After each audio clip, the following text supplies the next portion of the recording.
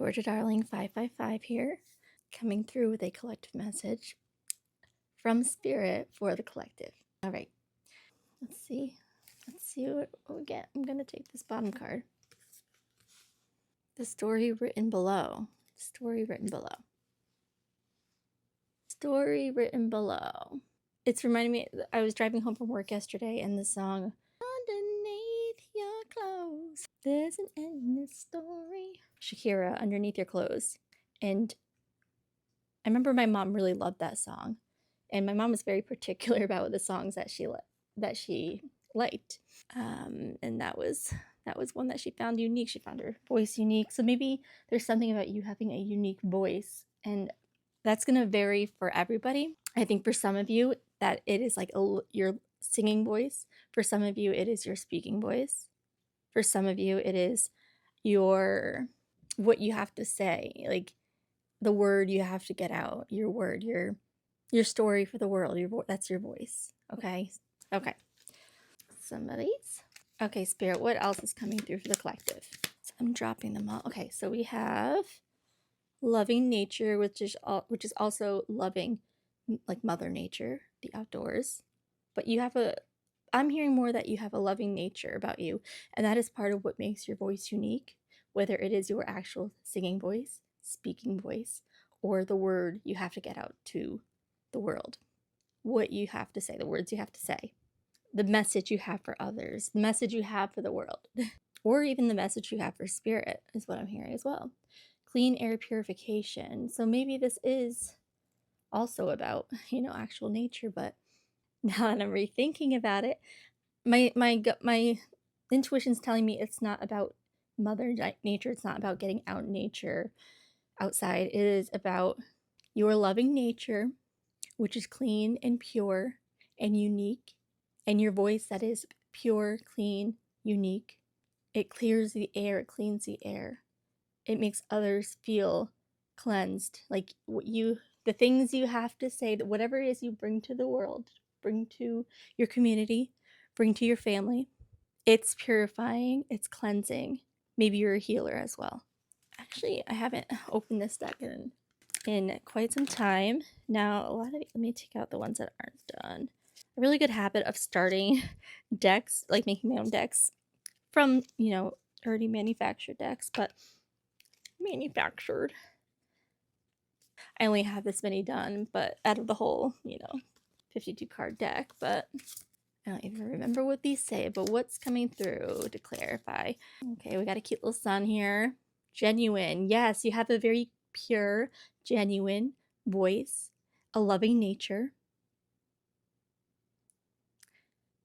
Knight in shining armor, true love awaits. So you might be attracting a true love, a knight in shining armor with your voice. Tunnel of love. Like, you got a sweetness to you, the cherries. You got a sweetness to you, this loving nature. And this person coming in is a ray of sunshine, and you are a ray of sunshine. But there's something where they're more like outward, and there's something about you that's deeper, and that could be, again, your actual voice, your singing voice, speaking voice. Something, you have some depth, some grit to your voice. And also, for some of you, this is a depth of thought, and they're so intrigued by this. And I'm also hearing that there's something about you physically, your physical appearance, that is incredibly unique as well. It makes people want to get to know the you that's inside of your face. That sounds weird, but they see your face, and there's something about the way, what's the word? You have a very endearing gaze, endearing, and it draws people in, and it makes people want to get to know you. And this knight in shining armor is catching everything that you're throwing down, and they want to get to know you. They are coming in for you. They're coming in for you. They're swimming their little distance to get to you. Okay. They're on the surface as well, okay? I don't mean like they are kind of like, I don't mean that they are on the surface of things, like they're not deep themselves, but this is where their gifts lie. This is where their personality shines. But they are very attracted to the inner earth, the inner world, the inner depths of thought that you bring to the counter, that you set forth to them, that you open their eyes to with your endearing eyes. This might be somebody who has typically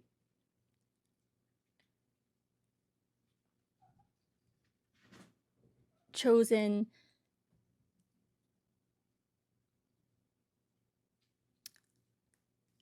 partners, significant others, their connections based on physical appearance.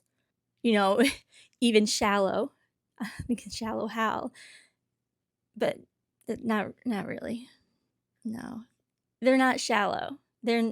But it's almost like, oh, I like being attracted to shiny things, like, ooh, shiny, pretty, and then by doing that, by not reading the gaze that people, like, not reading into somebody's gaze, not reading into the way that their lips turn to smile just slightly, these things that give a clue at a personality, at a soul inside of a vessel, no matter how beautiful you are physically on the outside.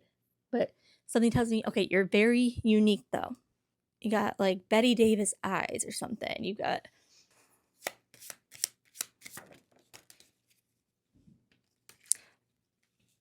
okay, so thriving versus surviving. The Queen of Spades. She looks like she's wearing a nurse's hat to me.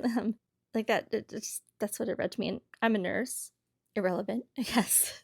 I'm actually getting very specific message here as well, where nursing is a very difficult career, especially if you are, I believe, especially if you are in a hospital setting, in a medical surgical setting, ICU setting, emergency room, call it trauma, in which you often have a large patient load, or you end up having to cover work understaffed, and the patients can be very complicated, have many needs, physical, biological, social, mental health needs, and disabilities that make it a very difficult occupation. It makes it very difficult to do what you went into nursing to do, and that is to care for people, to provide them comfort, peace, and a sense of happiness and well-being. I'm literally hearing, again, this is so specific, and I'm hearing, and you're going to know this because you've been thinking about this for a while, but apply for those jobs in the community that are more one-on-one, that are more independent, autonomous, and that is where you're going to thrive. You have to get the applications out. You're not going to get the job if you don't apply. You can't win if you don't play, right?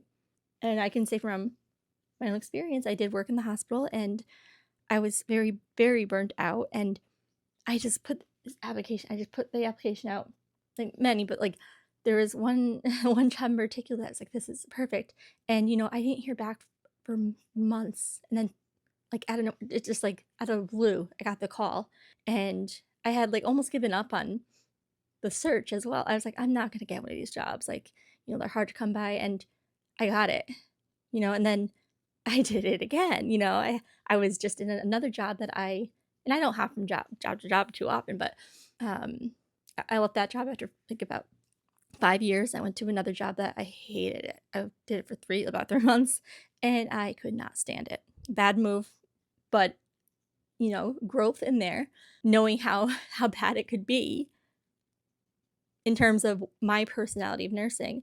And I just quit that job and didn't have another job lined up. And I didn't really know what to do, but I was like, I found these jobs, like in the job search, that I was like, this is the job I want. And I made sure, like, I went out of my way, like, when often I would, take my time and slack and then kind of miss the opportunity, I was like, I have to apply for this. I have to. And then it was just like the stars aligned. They called me, I had an interview, and I got the offer on the same day. And you need to do that. Like, you need to do that. You need to thrive, okay? You need your voice to be heard. You need people to hear your lovely, deep, endearing voice, your see your endearing eyes, and you're really going to make a connection in the community here, okay? One more of these.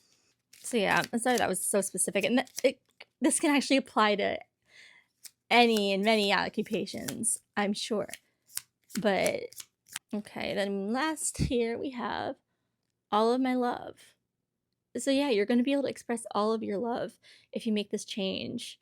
And also, if it's not about this thing that's very specific, going back to your voice, your deep soul, your unique appearance, your endearing gaze, your body language. This Knight of Swords, no. It took walking through the crowd to see the rainbow. You couldn't have the rain and the storm of the rain and the sun's light meeting at the same time would show up for you. And it's your rainbow, it's you, okay? If they admire this so much, makes them, that's like kind of moving too kind of fast, right? But you're going to be loved deeply by this person.